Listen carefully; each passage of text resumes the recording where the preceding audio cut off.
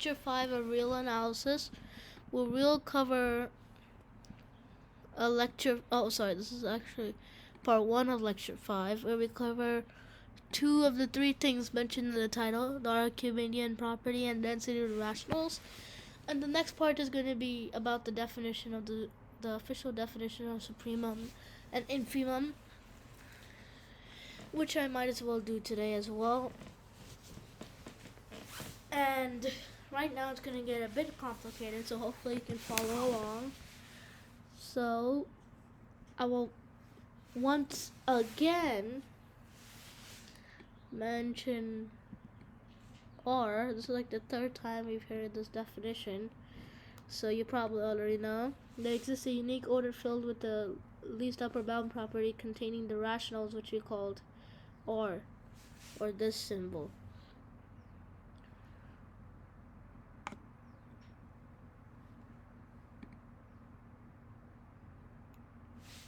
So here's a simple fact.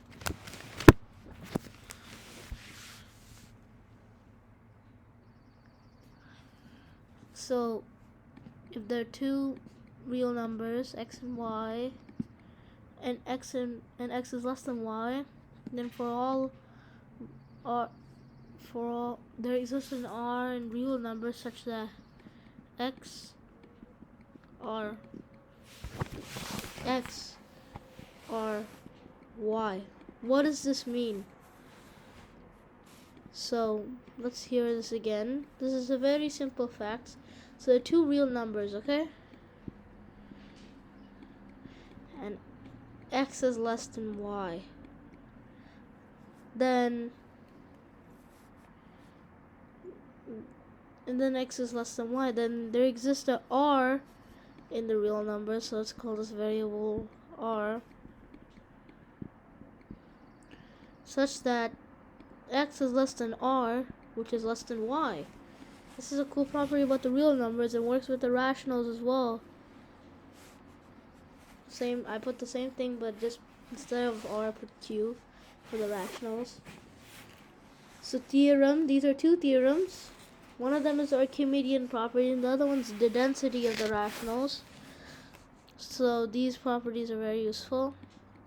Later on, as you'll see, we mentioned Archimedean property as AP, especially in the later part of this lecture where we use soups and imps. So if x, y are real numbers and x is greater than 0, then there exists an n in natural numbers such that nx is greater than y.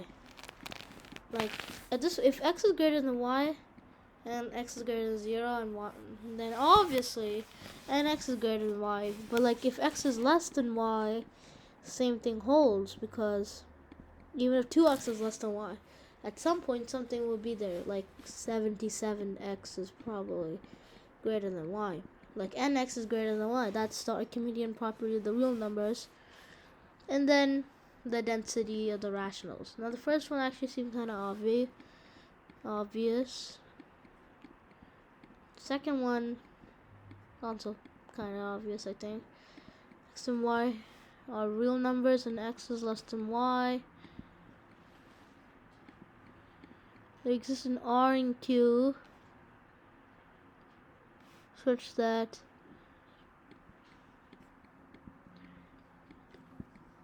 you might be like, hey, this is the density of the rationals, right? Well, yep. This thing, it works for the real numbers, but this time we're defining it with Q. Oh no, this is different. Sorry, this is different. X, Y are defined to be an R, so they're irrational numbers. But now we're saying there exists an R in Q. So the middle number is not a real number, but a rational number. This is the difference. Over here it said that the R was in the reals. This one, it's saying that it doesn't have to be only. We can make it more stricter by saying the R is in the rationals. I mean, probably maybe for irrationals as well, because that simple fact works. But hey, what if R just wants to be in the rationals? Is that possible all the time? Well, yes, that is. So that's the density of the rationals. Kind of weird, and the proof is very annoying. So stick with me here. Suppose x and y are real numbers, which is denoted by this. At this point, I don't even have to write. I don't even want to write this at this point. Writing on this whiteboard so tiring. And x is greater than 0. And then we wish to show that there exists an n in natural numbers. Anyway, you should think that I'm doing this only, such that n is greater than y over x. And again, you should understand that this is this. Now we'll prove by contradiction. So now we'll negate the second system. Suppose not, i.e. for all n in natural numbers, n is less than y over x. Then the natural set is a subset. Then the natural numbers, which is a subset of the real numbers, is bounded above by the least upper bound property of R. N has a supremum A in R, because that's the least upper bound property if it's bounded above. If there's a subset of a set which has the least upper bound property, then, and if it's bounded above and non-empty, then its supremum is in the set. So we're just getting this here. Since A is the supremum of A minus 1 is not an upper bound for N. A minus 1 is not an upper bound for N. It's the least upper bound for N, which implies there exists an M in N such that A minus 1 is less than M. A is less than M plus 1. So that means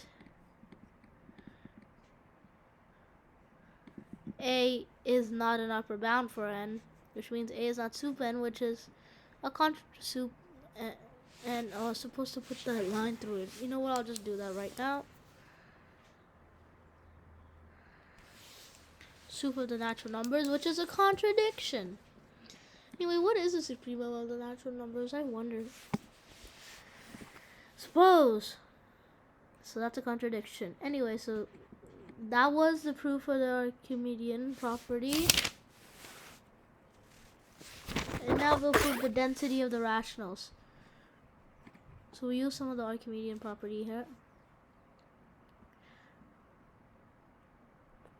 So suppose x, y are in R. There are three cases. Either x is less than 0, which is less than y.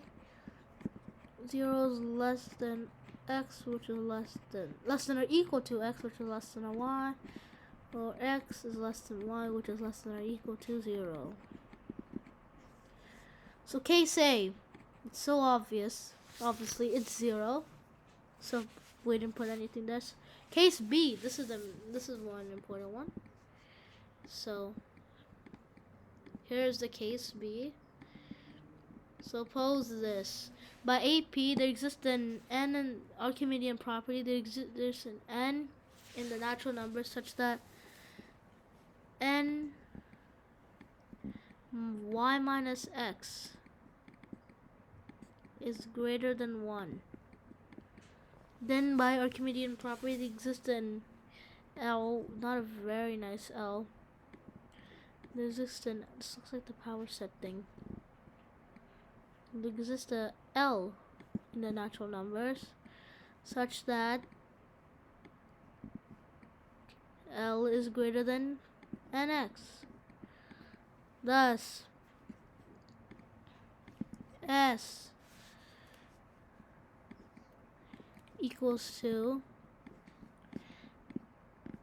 K and N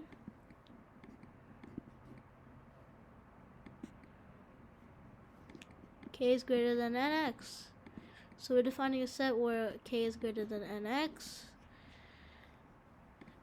which is non-empty, and by well ordering property of N, S has the least element M. Then since M is an S, and X is less than M. Since M is the least element of S, M minus 1 is not an S, makes sense. It's the smallest element, least element. M minus 1 is less than or equal to NX, which means M is less than or equal to NX plus 1.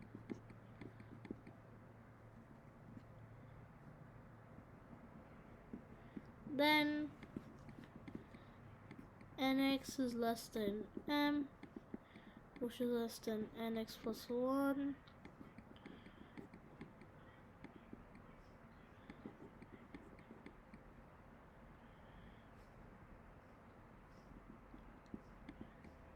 Less than NY. So X, M, N, Y. So R equals to M over N, which is in Q, is our way. And the final case until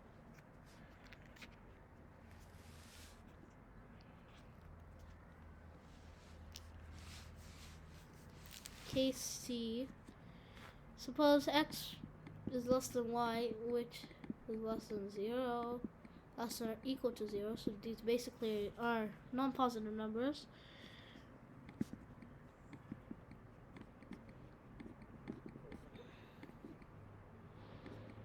And then we can just multiply by -1, flipping the inequality. By case B, there exists a R tilde. We're going to call it R tilde. I don't know why it keeps using R tilde. But I warned you. Wait, did I warn you though? Pretty sure I warned you. Such that minus Y R tilde minus X. Then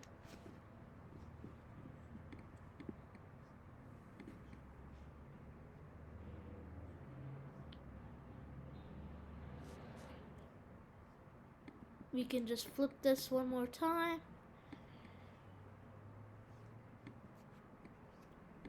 And now we flip the inequality, multiplying by -1. So if the R can be negative R tilde. See, it does the job. See, right here. So all of these cases work out. And then after this, which we won't cover right now, we'll have some stuff about using soups and imps. You know what? I think we have enough time to do the theorem and the remark about the definition of soups, and then in the next part we'll talk about proving stuff with this. I mean, we've used a lot of soups. And don't worry, absolute value is gonna come. Yeah, that's not that. Okay, so it's assume S is a subset of. Assume S is a subset of the real numbers, is non-empty and bounded above. Then X equals to soup S if and only if and only if X is an upper bound for us, because supremum, it means greatest lowest upper bound. So it has to be an upper bound in the first place. If it's not an upper bound, how can it be the supremum? This is obvious. But the second one is the part where things take a turn. This is a very important part, because so for all epsilon greater than 0, yeah, they're going to do epsilon now. So always throws me off. There exists a Y in S such that X minus epsilon is Y, which is less than or equal to X. At some point, not right now. Right now, epsilon's a regular variable. But later, at some point, we'll see epsilon as a really, really small number, which really doesn't impact anything, which uses limits. Like here's a random tidbit from lecture 7. Yes, I got all the way to lecture 7. I spent a lot of time. But anyway, x minus epsilon is less than y, which is less than or equal to x. So this is important. And the remark is same thing but for imps. So here's a theorem for imps. Just negate it. X equals to inf s if the first one's obviously x is the lower bound for us, and for all epsilon greater than 0 there exists a y in s such that in this situation it's been reversed and epsilon is greater than 0, epsilon positive. It's very important to know epsilon positive. So here's the thing for infs, and then in the next part we'll talk about proving theorems with this.